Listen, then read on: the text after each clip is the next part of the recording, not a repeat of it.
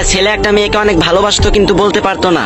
অনেকদিন অপেক্ষার পর অবশেষে ছেলেটি মেয়েটিকে গিয়ে বলল, আমি তোমাকে অনেক ভালোবাসি। মেয়েটি কিছুই বলল না এবং ভাবলো দেখি একটু পরীক্ষা করে যে সে আমাকে কতটুকু ভালোবাসে। এরপর থেকেই শুরু হলো ছেলেটিকে কষ্ট দিয়া, অবহেলা করা, খারাপ ভাষায় ব্যবহার করা, আরো কত কি। কিন্তু মেয়েটি বুঝতে পারতো যে ছেলেটি তাকে অনেক ভালোবাসে। তারপরও সেই মেয়েটি অহংকার করতো আর বলতো, আমার জন্য ছেলের অভাব আছে নাকি?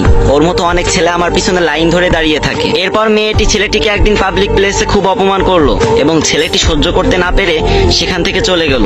তারপর থেকে ছেলেটি আর মেয়েটিকে কখনোই বিরক্ত করেনি। এরপর অনেক দিন কেটে গেল এবং মেয়েটার খুব খারাপ লাগতে লাগলো এবং সে বুঝতে পারলো যে সেও সেই ছেলেটাকে ভালোবেসে ফেলেছে। এরপর মেয়েটা ছেলেটাকে খুঁজতে খুঁজতে তার বাসা পর্যন্ত চলে গেল এবং তারপর সে শুনতে পেল তার পাগলটা এখন আর দুনিয়াতে নেই। ওই দিন মেয়েটি পাবলিক প্লেসে খারাপ ব্যবহার করার পর ছেলেটি বাসায় ফেরার সময় একটা রোড অ্যাক্সিডেন্টে মারা যায়। তাই আমি আপুদেরকে বলতে চাই, কোনো ছেলে যদি তোমাকে ভালোবাসে তাহলে তার ফিলিংস নিয়ে ভেবো, নিজেকে নায়িকা ভেবো না।